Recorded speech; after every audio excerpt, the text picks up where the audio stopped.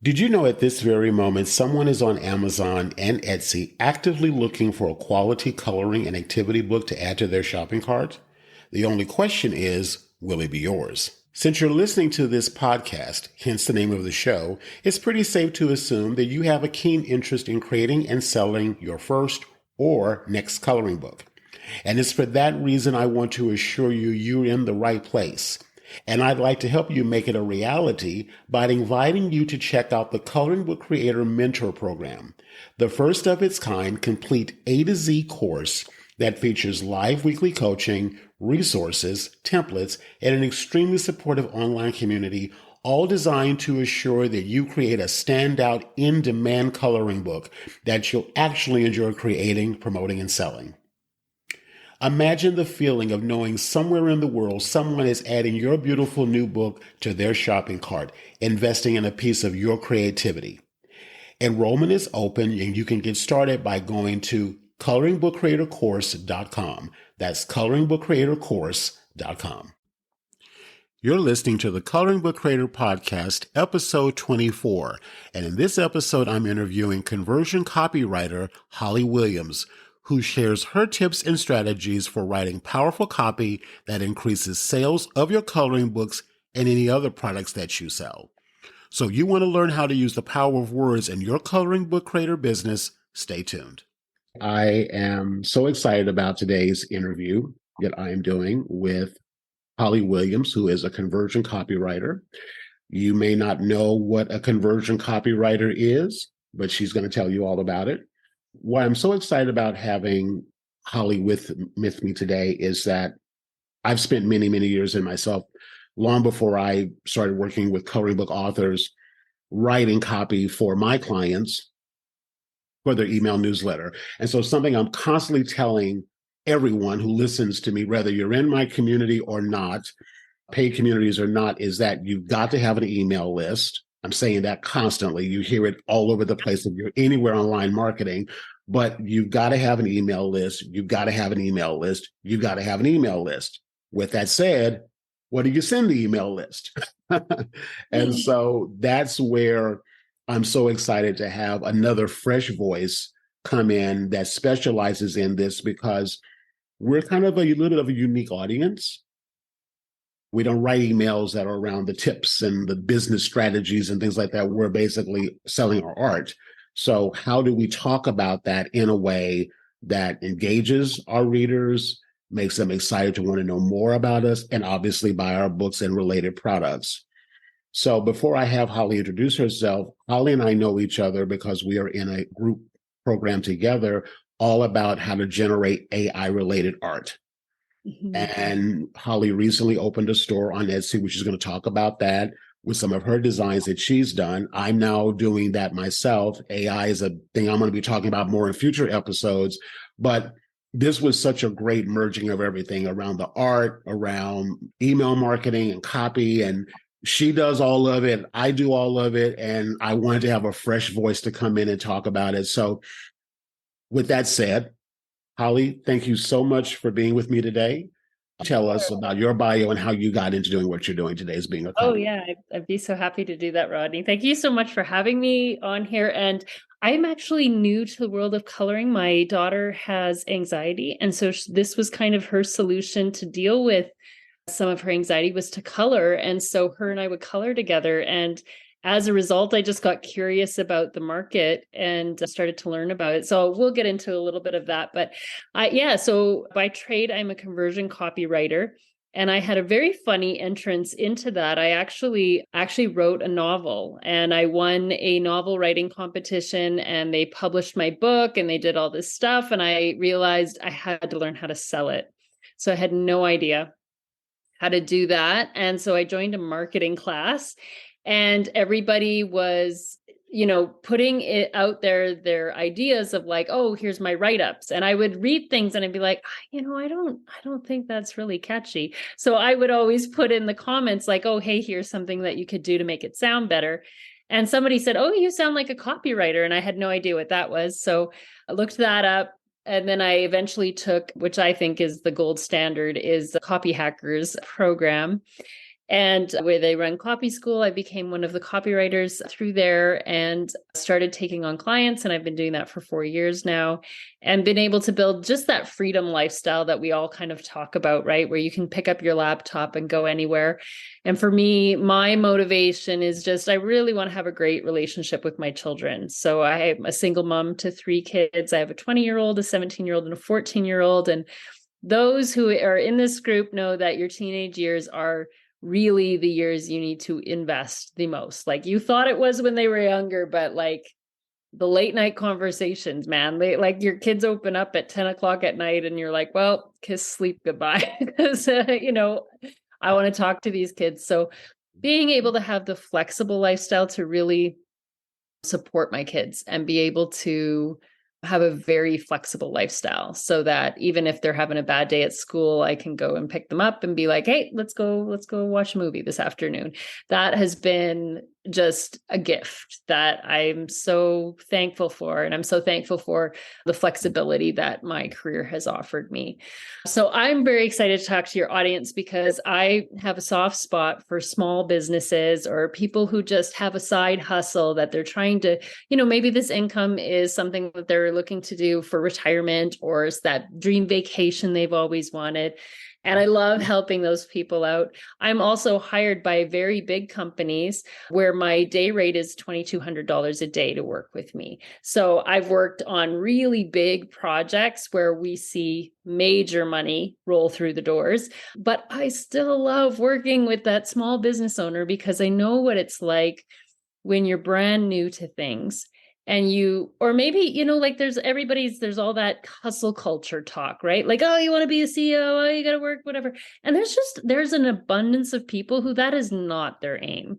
That's not their goal. They just want to have an extra $1,000 a month so they can pay the mortgage off quicker or be able to buy, their sports equipment without putting it all on credit, So those people I really have a heart for, to love to empower and help them build their business. And so those are kind of where I spend my time with my email list, educating those individuals on how to build a lucrative email list so that whatever your financial goals are, you are constantly building a community of people who will eventually become your customers. And you can build a really great relationship with them through email.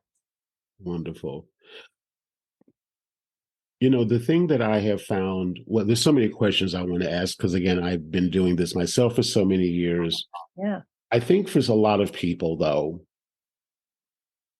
again, we hear all the time about having an email list and why you have to have an email list. But again, it's that knowing what to write, knowing what to say. And something that you made me think about years ago, I had a friend of mine who was a public relations specialist. And I had written a book, and she said, you write like you talk. Mm-hmm. And she didn't say it in a way that it was derogatory, but for some reason I felt that way about it, not from her, but like, oh, that's a flaw.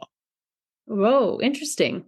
That I should, because if you go to traditional classes, English classes, where everything's about the grammar, you get in your head about that. So I never knew until years later about conversational style of communicating.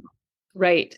And so over the years, as I've developed and did a lot of copy for myself, not even calling it that, I'm just writing my client's newsletter, but Sure. I was never labeling myself as a copywriter. But I remember the conversations that she would have with me would be, I want you to capture my essence and the way that I communicate so that it feels personal to me. So I'm bringing this up to say, for someone who doesn't consider themselves a writer at all, right, but they're trying to communicate with this audience with the aim is that they will buy their book.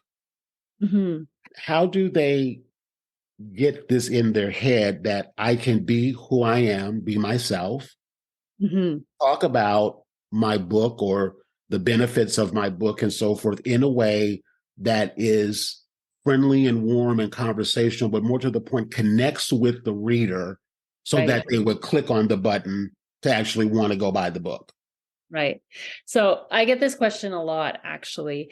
And so before I answer it, I'm going to just do a little bit of education around email writing, because you can totally write in your own voice and in your own style, and you do it through story. So I'm going to answer that in a minute, but I want to just back it up just a little bit, because as a conversion copywriter, conversion just means sales focused.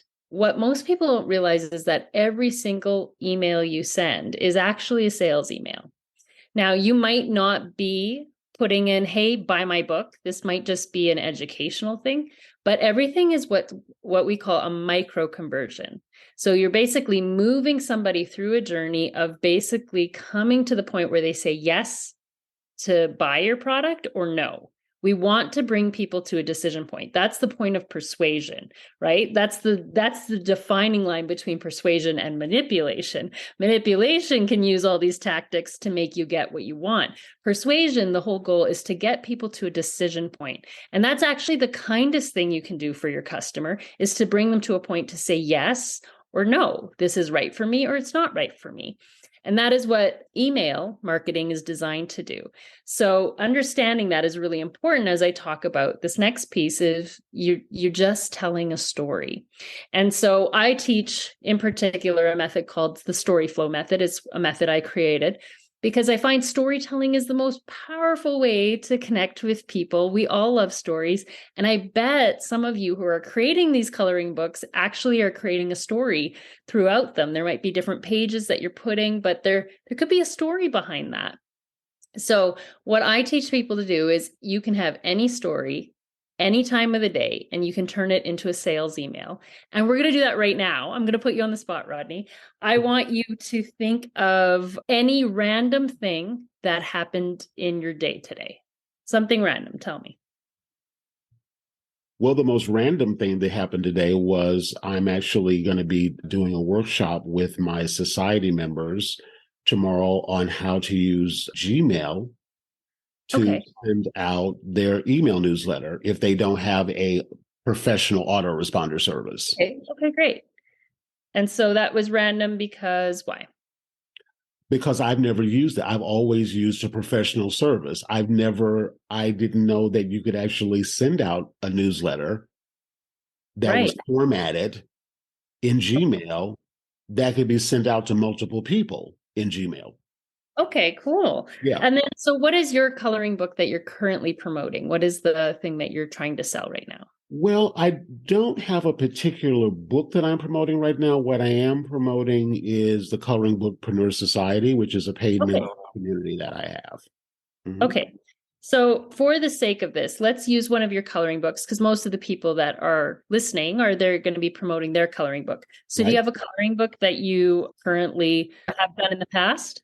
Yes. My first coloring book that I did was called Never Too Late to Make It Happen. Okay. Mm-hmm. And what's that about? What's that? It's a book of inspirational quotes I've collected over the years that I really like.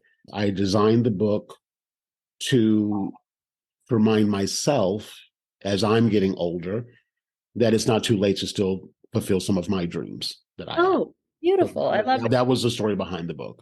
Yeah. Okay, great. So we've heard a little bit of a story here that you were working on a brand new idea and you didn't know all the capabilities of it.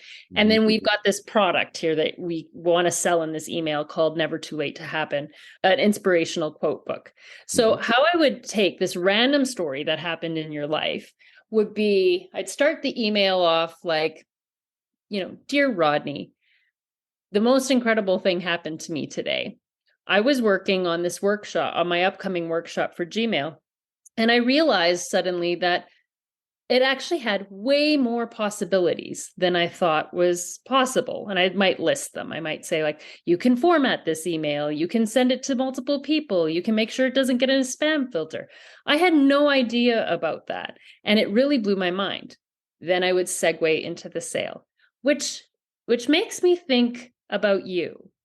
Have you ever found yourself boxed in on an idea and thinking something can only go one way? I used to think that way too, but then I realized I didn't have to think that way because I have these inspirational quotes. right? And then I decided to turn that into a coloring book. And you can get that coloring book and be inspired the same way, because just like Gmail has way more possibilities, so do you. And this coloring book would help you figure out your more possibilities. So clearly that's off the top of my head, right? Right. But you can see how you can, if you understand story, you can understand selling. And for your readers or for your listeners here who are creating, let's say they've created a book on fairies, right? That's a pretty popular coloring book idea.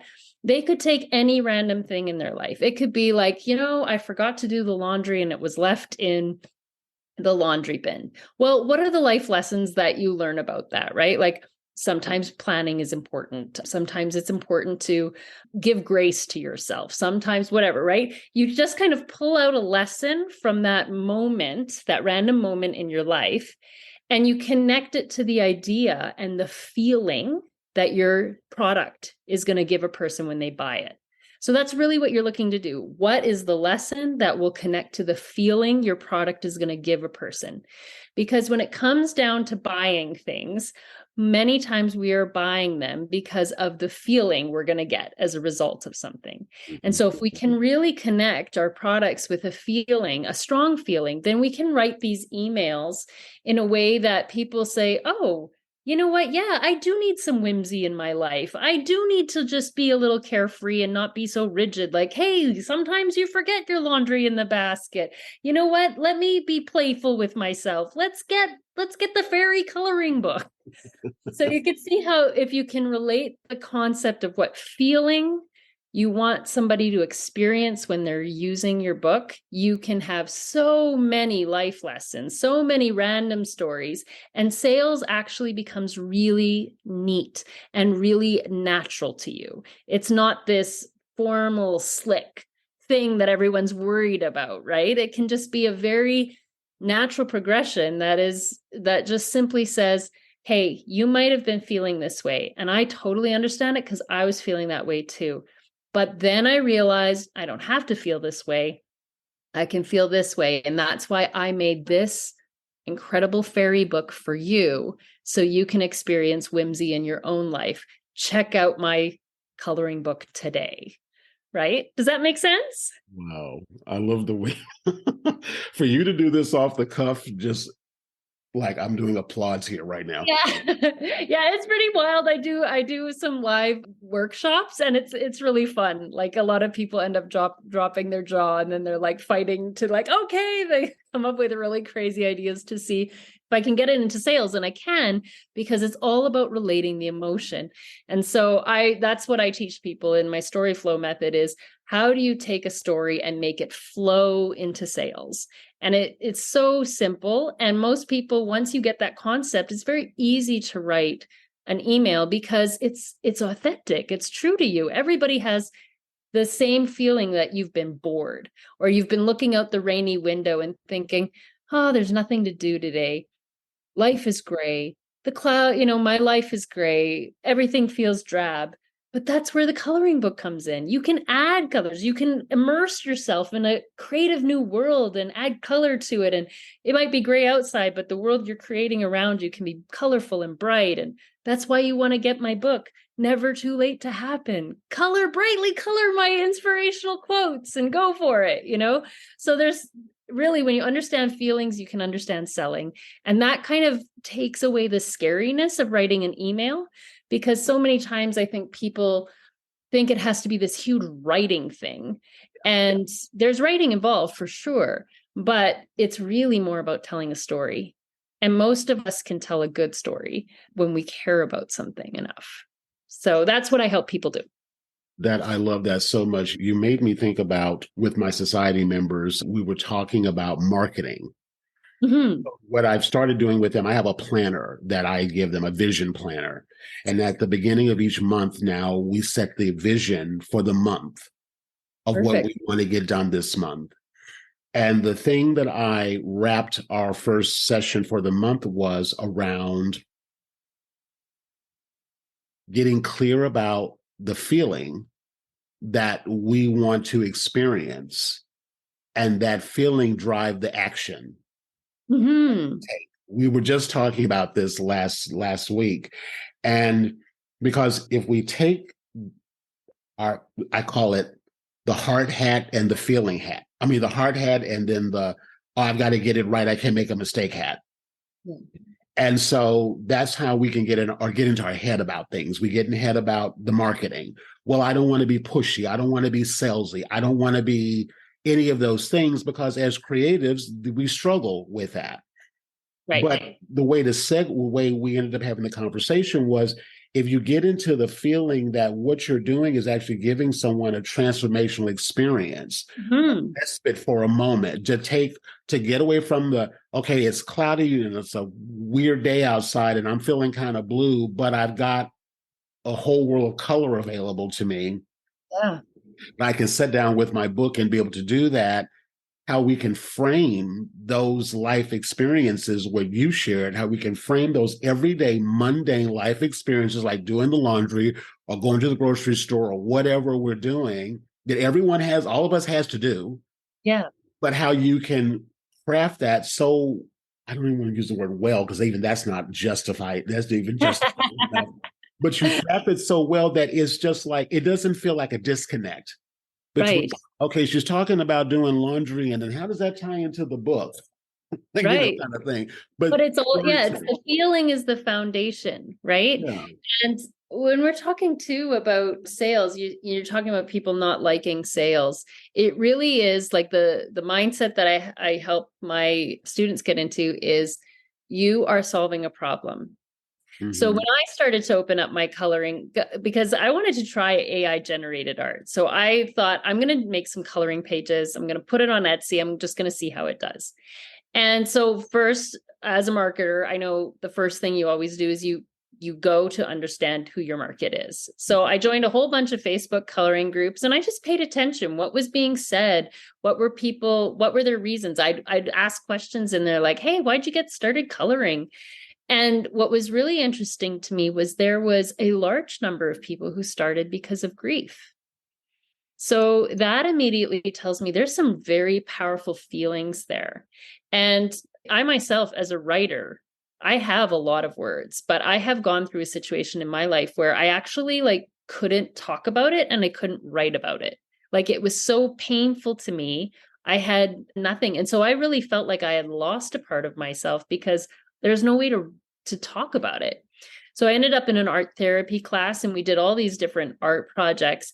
And it was the only place I could express how I was feeling. And it was so interesting to me that color was the only way that could talk about the grief that I had, that my life had changed and it was never going to be the same after this. And that's a gift that you're giving somebody with your coloring books. That's not a sale. I would not be ashamed to say hey, if you have no other way to express this, if this coloring page right here is something that could help you get back to your family, could help you get back to life, could help you make peace with the pain that you feel over the loss you've had, I'm going to tell you about that. I'm not going to be embarrassed. I'm not thinking about that as a sale any longer. Now I'm really in the mindset of my ideal customer and I'm thinking, the best thing I can do is say, hey, for $5, come grab this coloring page, and make yourself, work through that grief. Could this be something we do together? I've created this and then you can work through your grief in this. How collaborative, how beautiful that I can help another human work through something really hard. So knowing your ideal audience and knowing what's important to them and their motivations, so grief is a really powerful emotion. And that was one of the things that came up.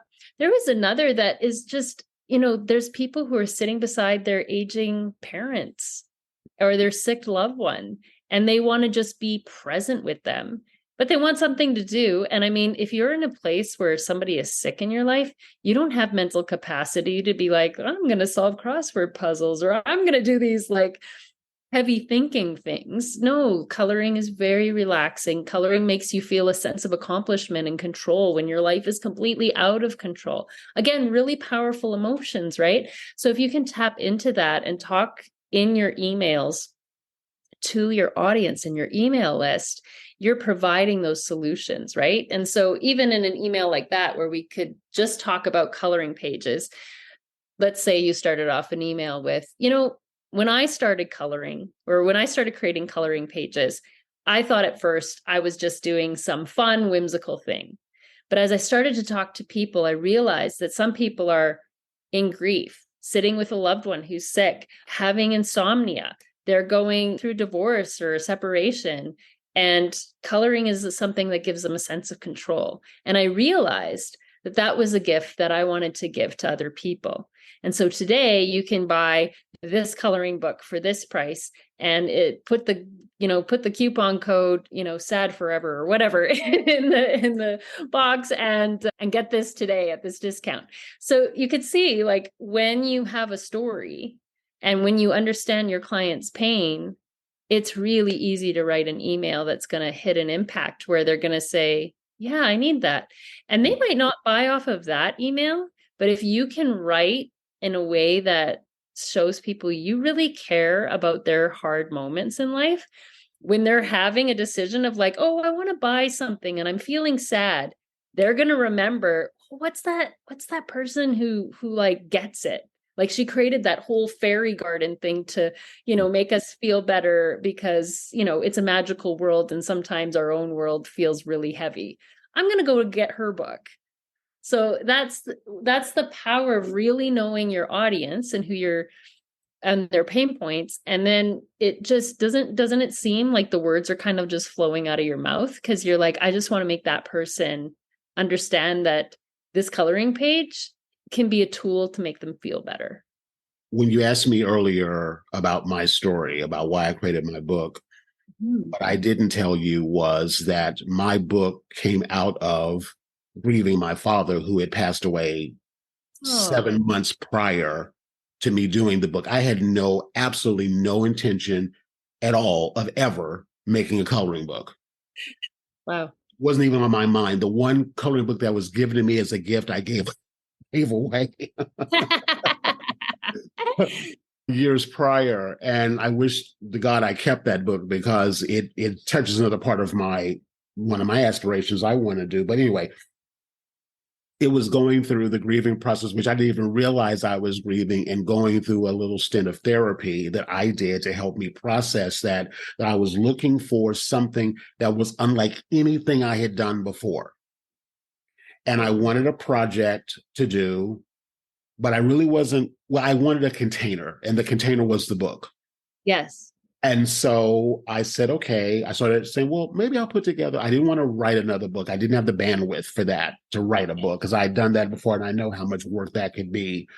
And so I said, went on Amazon and started researching different books and different styles, kind of because I'm a natural researcher. Found a lot of ideas I liked. Wasn't thinking about a book on grieving or grief, but what came up for me was, at the time when my father passed away, I had just turned 58. My dad was 21 years older than me. And so for me, I became very aware of time. Yeah. When you lose a parent, you become very aware of time and your own mortality, especially when you're getting to the age range that I'm in. And there was some feelings about that came up. A little bit of, maybe you want to call it, depression around that, but I didn't let that set in. But I had to come up with something that you were saying about the pain. I was thinking something more aspirational, something to look forward to. Yeah. That was being my motivation. I wanted to have something to look forward to. Even though I had sustained this major loss in my life, I still became aware of time and had to have something to keep me in the game of life. Yeah. And something that was aspirational. And so motivational quotes was what I always found on Instagram, which I liked. Nice. And I said, well, I'll just put together a book of these quotes because I want to keep myself inspired. I want to keep myself in the game of living and knowing that, 20 years could pass by as fast as the last 20 years could pass by, but I've still got to keep looking for it, because that's what he would have wanted me to do. Right. Yeah. So that was the motivation behind the book and the title and everything that I did. And then I did the book and then sort of forgot about it. Yeah. Because I thought, I'll put up on Amazon and they'll just find it organically and all these sales will just come in, which whatever. Yeah. And then a few months later, I started a Facebook group and started connecting with people because I wanted to understand what you just said. I wanted to understand this audience. Why do people buy books? Right. And that same revelation came of the Yeah. same thing you discovered. And then that's when I started sharing that story about my journey verbally. Hmm. And when I did that, that's when the connection started to happen. So when I launched my first paid group, which I don't have that right now, it's on pause.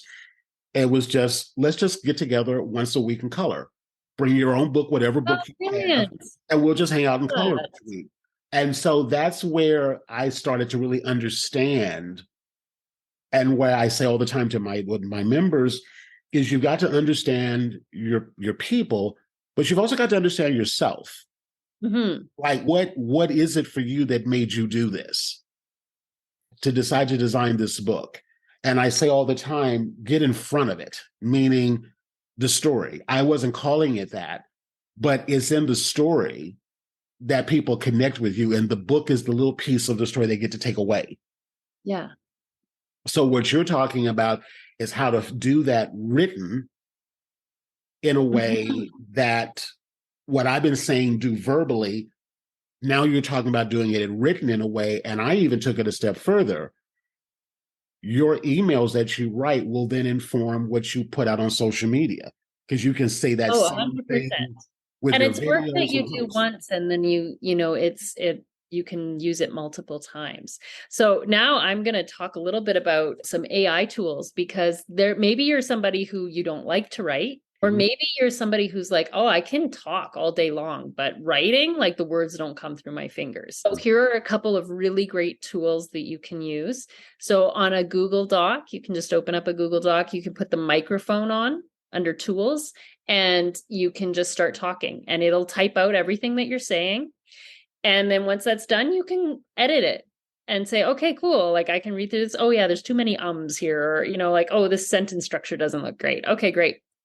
So that's one tool you could use. There's also otter.ai. That is a great tool as well. You can talk and, it might feel weird to you to talk into some microphone, but really it's just imagining that you're talking to one of your closest friends and you're saying what you need to say, and you can say it as many times as you need to say, because then you can edit it. But this is just ways that you can work around the whole writing thing if writing's very difficult.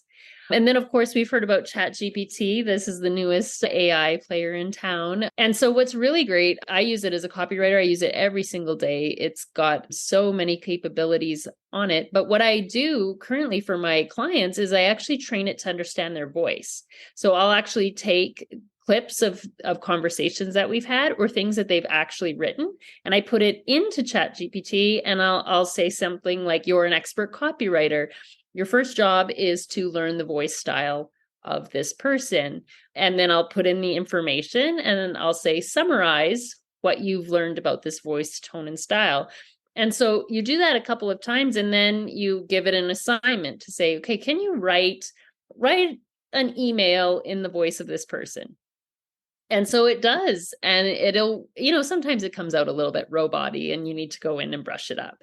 But there's often times where I will take something that has been voice typed out, whether it's on Otter AI or on Google Docs, and I will put that into Chat GPT and I'll say, hey, can you make this into an email here?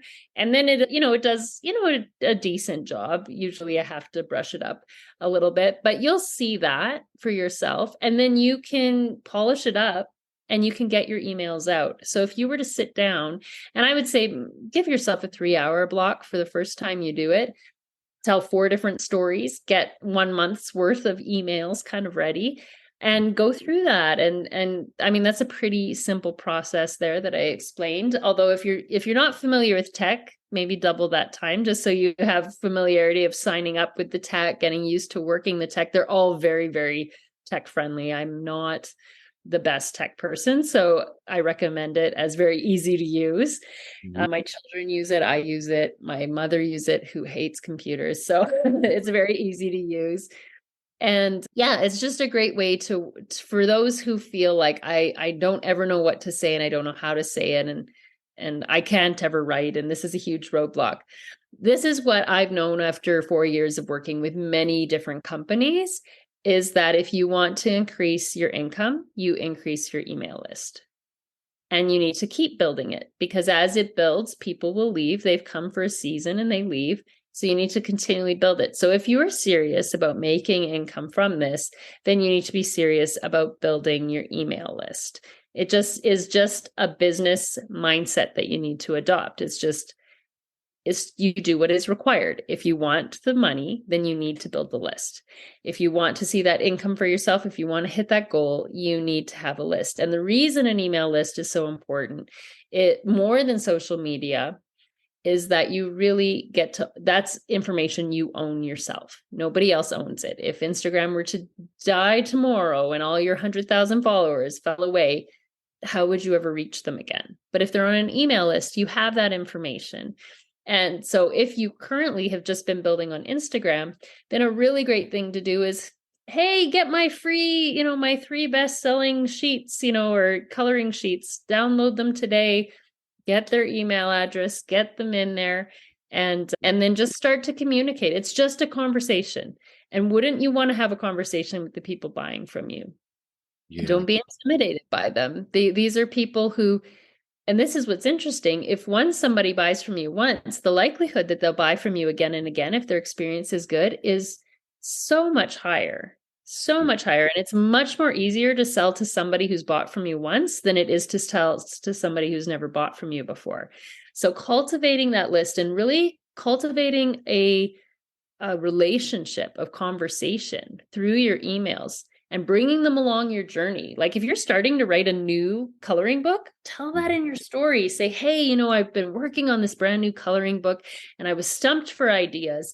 And then I looked out the window and I saw this thing and it reminded me of my last coloring book. So here you go, you can grab my last coloring pages here and be on the lookout for my new ones, and just take them along the journey. Every email you can have a little snippet about like, I was working on my page and I just threw it all in the garbage and I was like, I'm done with this. I can't do it anymore. I've hit a creative wall.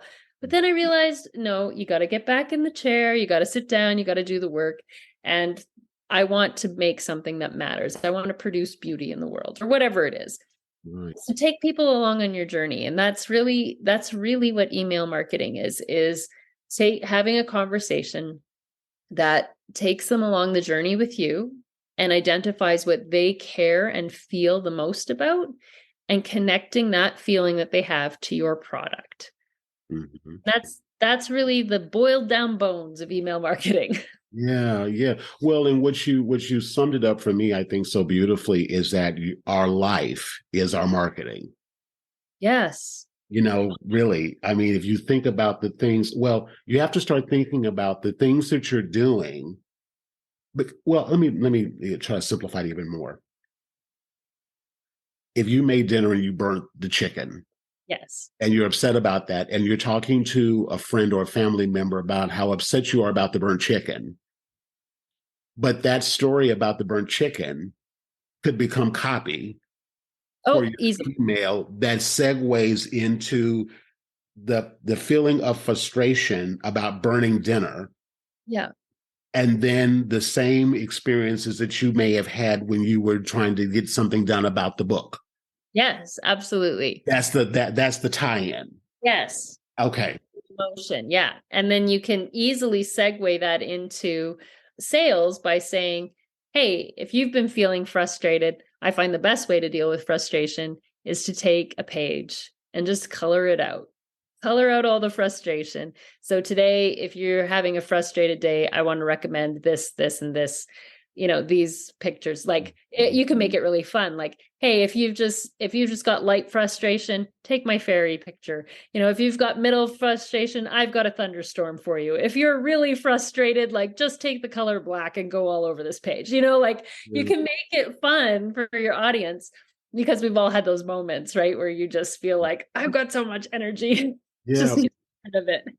Well, and the other thing, and I know we're going to talk about some other things with your Etsy shop and some experiments you've done with that. But as I was saying that particular story, my mind was thinking, as this as a conversion copywriter, is that the most important copy of an email is always the subject line, because if they don't open it, Right. They're they never don't going to read know it. what's inside. Yeah. Yeah. So instead of your subject line being about the book, the subject line is, I'm so mad I burnt the chicken.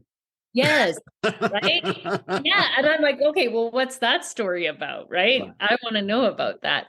Yeah. And here's a really good tip for people who are like, oh, I don't ever know what to write in a subject line. Go look at magazine covers in the grocery store, snap a picture of it. They are full of curiosity hooks. The whole magazine cover, you've got Cosmopolitan, People.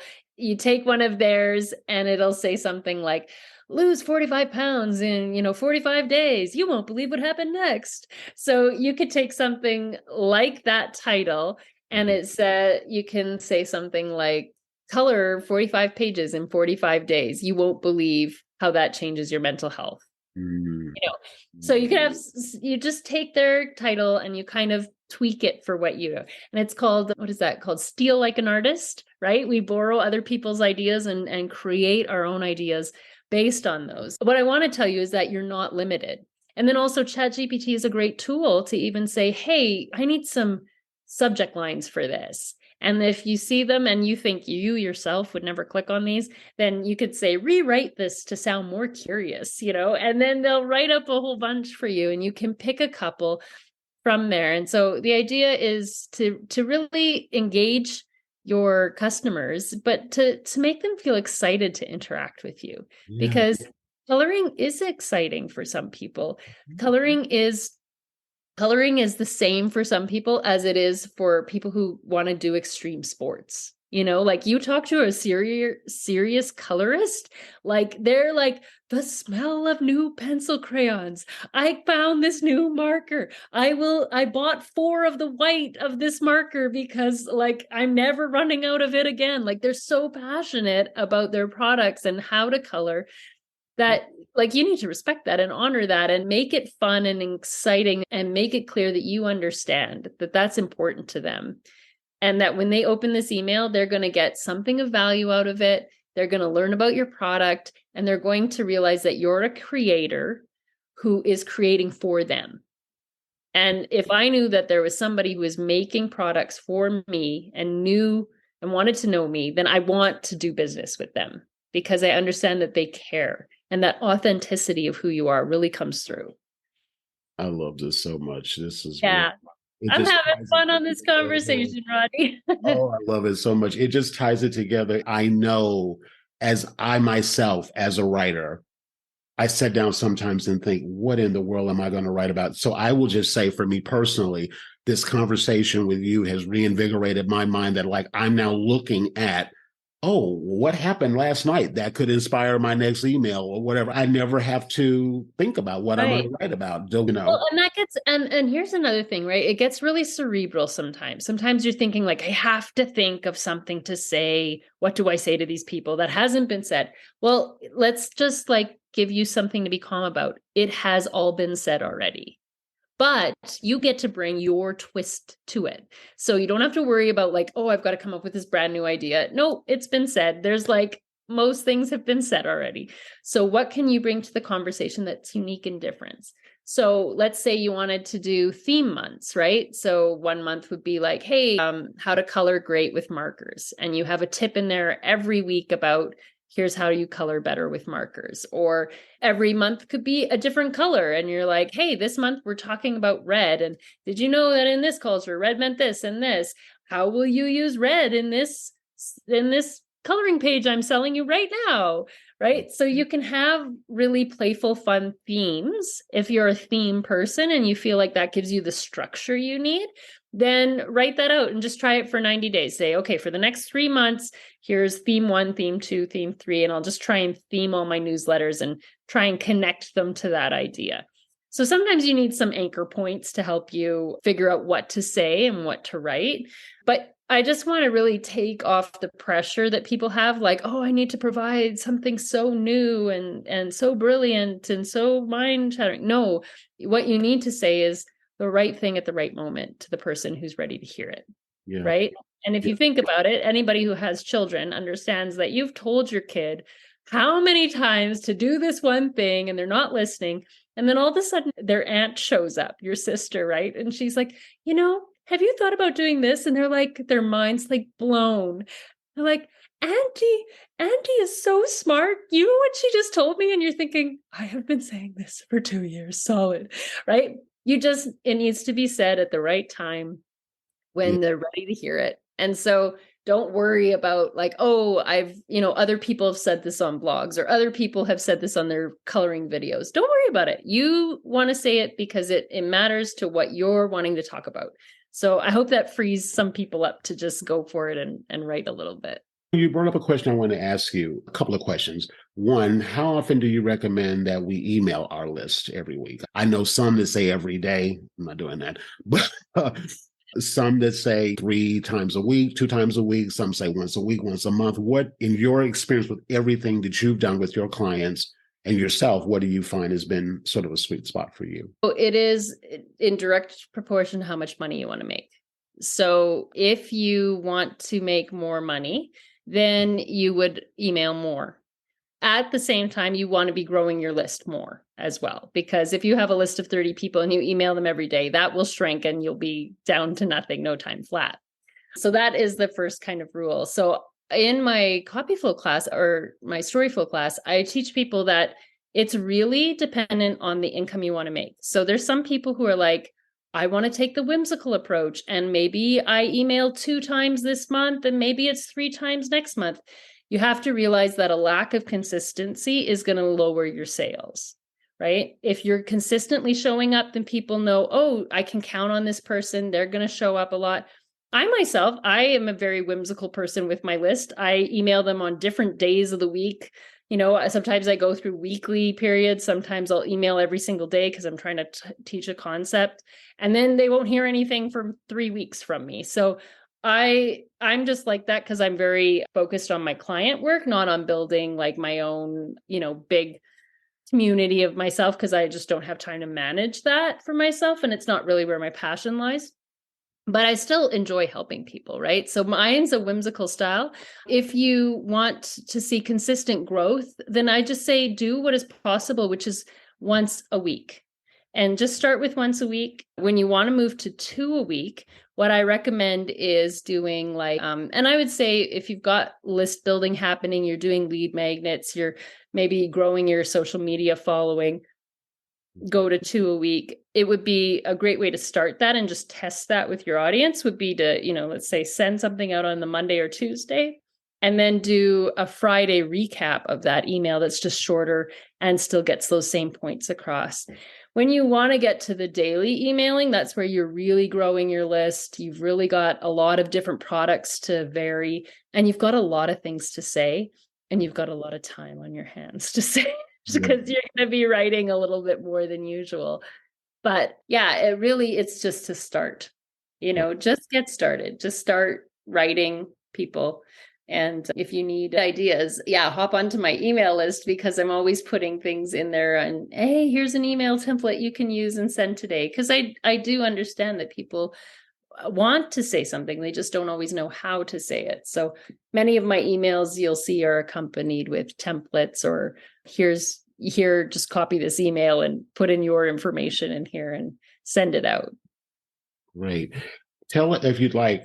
Well, I'll put the link in the show notes, but if you want to verbally say the link to your whatever. Yeah. So my website is hollycwilliams.com. I'm actually working on my website right now. So if you go there right now, and depending on when you listen to this podcast episode, you'll be directed to the story flow method page. So if you go there, you'll get the basics of my story flow method.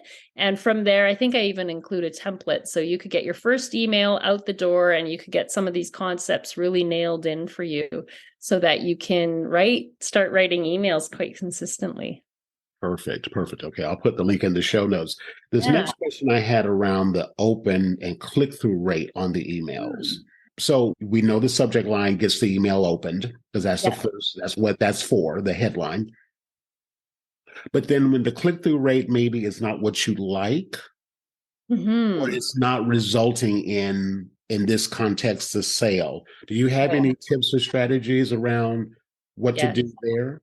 Yeah, absolutely. So one of the first things to know is with iOS 13, what came out is that there's a privacy setting that can show that the email's been opened, but it actually hasn't been. So sometimes you cannot rely on all of the open rate information. So I have Active Campaign for myself. So when I read it, it'll say how many opened, and then it'll say, oh, I can't remember the word, but it's something like how many actively opened. It's actually showing like how many say it's been opened and how many have actually physically opened the email. So that's something important to note, is that's a metric that you have to just kind of take with a grain of salt. Your click-through metric is the most important metric to pay attention to when you're looking at your email. And so if you're not seeing strong numbers with that, your call to action is not strong enough. It's not bold enough. And the thing with email copywriting is you need to be bold. It's not the time to be timid. We're trying to get people to a decision point. And if you think about the people in your life and how they reach decisions, most people make the decision they should have made 3 months ago, right? Most people wait until the very last moment to say, okay, I'm going to pull the trigger on this and finally do it. So that's why when you're reading email copy, it seems like some people would be like, oh, that's really direct, I could never say that. But the point is you're in your kindness to people, you're trying to get them to a decision point. So bringing them to, and when I say bold, it's not scary and in your face. It's a statement just as simple as like, so if you've been feeling frustrated, take a look at this coloring page today. It's definitive. Take a look at this coloring page today. You highlight it. It's a link. They click on it. You want to make sure that it's just a very direct call to action, not, well, kind of, maybe, or if you kind of feel like coloring, maybe take a look at my color. No, it's, I've got a great product. You should take a look at it, period. Right? So if you're feeling frustrated, get your frustration out by coloring one of my pages today. Mm-hmm. So it's bold, right? It's a bold thing, but I hope you're getting the distinction there. I'm not talking about. Yeah, no, you made me think of something. So be it very specific about what they're clicking on. So what you made me think about, one of my members her book has recipes inside of it. Ooh, that's exciting. So if she's talking about the story of when she made this particular, I think it's an Earl Grey scone. Her book's all about tea. Oh, beautiful. So she's got recipes in there and she's, coloring pages and journal pages in there. So say she's talking about the story about when she made these scones with her grandmother as a child growing up. And then she's going through the story and then she's got her call to action. The call to action could be, you can get the recipe on page 43. Yeah. Like that drilled down. Yeah. And then that's the link they go to. When you were saying it, I went, now that's such a direct call to action. I'm literally listing a page number. Yeah. To exactly. Go get my book. Okay. And not only that, the power of what you just said about you can get this on page 43 is that in my mind, I've seen a page 43 before. So I'm already in my mind creating page 43 and being like, oh, is the recipe on the top? Is there like a picture that's you can color around it? Like, what does this look like? I want to go see now. So when you can create pictures in people's mind, they want to click on it because they're like, oh, I wonder if it looks like what I'm thinking. And you get people more interested and you hook them into the sale, right? I like that so much. Create a picture in their mind of the picture that they're going to get when they get the book. I love that so much. Yeah. And that's such a direct, instead of saying click here. Because even click here is so skippable. I've heard that so many times. I've read it so many times. It's like, oh, we've seen it so many times. Can you really talk to me as a person, right? And if I'm having a conversation, I'm not saying, hey, click here. I'm saying, oh, you've got to read this book. You've got to see, oh, wait till you get to the ending. These are words that I'm saying. So we want to make sure that the way that we're calling people to action resonates with how we would talk to people and hooks their curiosity at the same time. That's it. I love so much. You reframe the way I think about this in so many ways. Oh, good. So glad. For the way, because do this so long and you see, the usual things. Oh, click here. Oh, do this. Oh, do that. And you Yeah. realize, well, no one's really clicking here. Right. you know, Yeah. and I What love people the way you said like, click here is so skippable or whatever that was you said. yeah. Yeah. Yeah. So I wanted to mention too about my Etsy shop, because I know some of your listeners may be selling on Etsy. So I actually went just for a money experiment. I wanted to see, could I make money on Etsy? Could I do anything? And so I will share a couple of my insights that might be helpful to your listeners. So something that I've realized, I think, is on Etsy, I believe personally that coloring books would sell better than coloring pages, because I've gone into the grayscale space, and it seems like when AI generated art, so did everybody else. Everybody had the same idea, which was kind of disappointing to realize I'm just like everyone else, not as original as I thought. So one thing that I did that really brought a lot of attention to my coloring pages is I branded them. So I had a very branded look to all of them. I created a really great product description page where I describe all of the aspects of my page, putting in a lot of SEO keywords. And one of the things that I think people don't realize is that there's different images. When you're doing an Etsy listing, you get 10 little images that you can put of your product. You want to use every single one of those, and then you want to describe those pictures. So that's a lot of work. So I would find it would take me about half an hour to do one posting. And when you're selling these pages at maybe like $1 a pop, which I was doing at the beginning because I was like, oh, I just want to see if I can generate some interest on these. That is a lot of work for $1, right? So you want to make sure that you're creating something that's a very high value product. So you would want to price your stuff at $5 or more. So when you look at like the grayscale coloring page, it's quite flooded as a market right now. And some of the designs are great. Some of them you can tell they're AI, and you can hear in the comments, people are very frustrated. They're like, why does this person have 6 fingers? Why does this? Because sometimes AI doesn't always generate things correctly. Colorists are really frustrated about that. So you want to make sure, number one, you have a superior product. If you're using AI or any other kind of thing, there needs to be something that's really unique about yours. You need to research what your competitors are doing and what they're doing well, and realize like people are devoted to a good color. Like if somebody creates good coloring pages, they are devoted. So Mariola Budek, she is a Etsy colorist.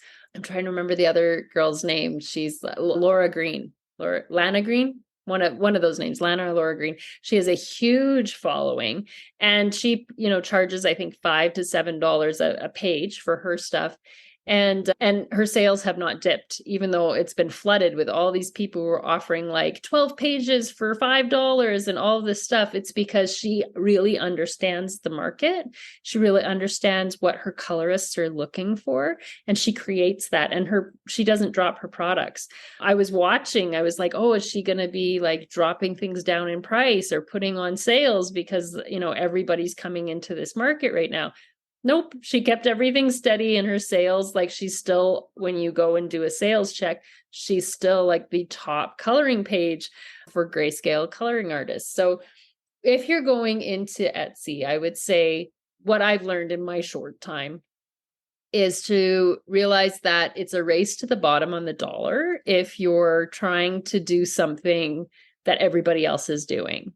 Because if there's 10,000 fairy pages, colorists are looking like sincere colorists who really love to color. They're not looking for a $1 coloring page.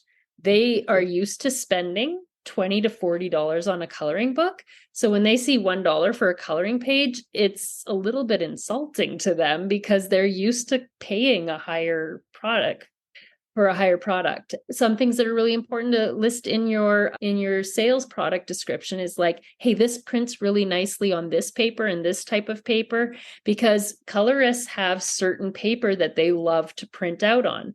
And you should check that. You should check that on your own printer. Make sure it's coming out in black ink and not sepia or something else.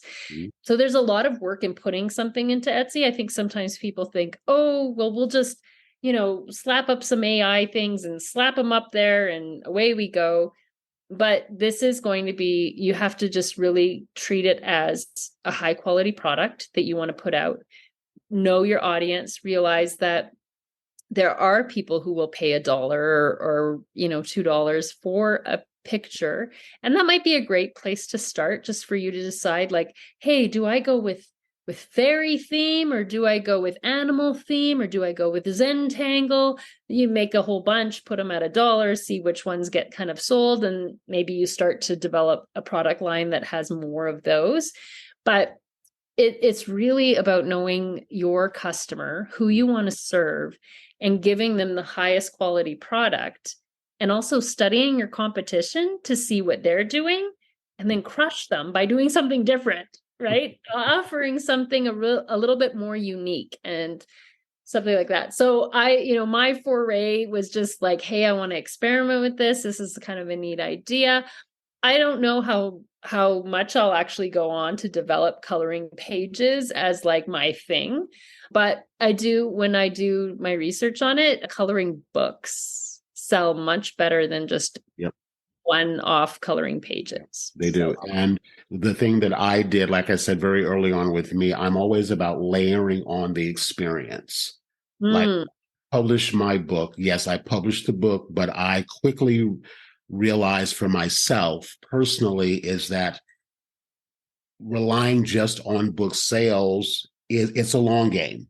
Yes. It takes time to build up that following, that audience, to them to see consistency in what you're doing, that you're understanding them. So one of the things I always have my members, my students do, have a Facebook group, but from the perspective, it's almost like a focus group. That gives you that container in which to ask those questions, to give them pages and let them color and let them tell you, what's working for them and what's not working for them. Because once you get that intel, even the verbiage that they say when they post a coloring page and they put a comment there, that's a testimonial quote that you could use as one of your 10. Right. On your Etsy listing. Or if you can take it a step further, if you've got the bandwidth for it, like I said, I created a coloring club. I took the concept of a knitting club. Nice. And said, well, let's just do this with coloring. So we met once a week. And like I said, we got together. I like the idea of how can I really provide a higher level of experience. Yeah. So the book is just a part of the ecosystem. It's not the whole thing. That's what I like to talk about and share with people. So if you think about it in that way, and I think it also gets you out of boredom, because you get a chance to, being an artist is a solitary thing. If your family doesn't get it or no one's around you that gets it, you're kind of on your own. Yeah. I love my group so much because I get to find out right then and there what they're struggling with. Right. Create a product that is really partners nicely with that and gives them a solution. Yeah, I just think it's brilliant. I thank you so much for sharing that part because I was so curious about what your experience has been like with Etsy. It's my little experiment. I might have to, if I continue with it, I'll have to swing back here and tell you my findings or whatever. But yeah, I started making sales right away. You have to be pretty active in Etsy so that you continually, if they see you're taking your business seriously, they will promote your work a lot more. So when I'm active in there, then yes, sales follow. But if I'm like, oh, I've got a client or a project that I'm working on and I don't look at Etsy for 3 weeks, well, I don't have really any sales. So that's something to know too. Do you have an email list for your coloring book? I don't yet because I haven't really decided if I'm going to go all in on it. Right. Okay. And so before I do anything like that, but you are more than welcome to join my StoryFlow email list, where I will give you lots and lots of goodies whenever I get around to writing them. And that whimsical pattern of mine. Yeah. And that you can just join that hollycwilliams.com. Fantastic. Fantastic. So let me just take a quick look at my notes and make sure that we covered pretty much everything. We talked about customer journey for sales conversion. You talked a little bit about product descriptions for your Etsy shop. I know you're still kind of working through those things yourself. The role customer research plays in product creation. We really covered pretty much everything. I think, especially I love the conversation about ChatGPT, and I love the fact you talked about grayscale, because Midjourney is a tool that you and I are both in the same, Holly and I are in the same program. And so we both use a tool. I use Midjourney. I think that's what you're using. Yes. Yeah. Using I enjoy that. And I'm really enjoying I wasn't impressed with it for coloring pages in the very beginning, but now that I'm learning how to feed the right prompts into it, I'm blown away by what it's giving me. Yeah, there's some really unique things you can do with it. And I think it's one of those things where we're going to see some really unique imagination stuff coming out of it. And I think you have to have an artist's eye again on that, because a lot of people can put these weird ideas and think, oh yeah, people are just going to buy my weird ideas. And again, know your customer base, know what they care about.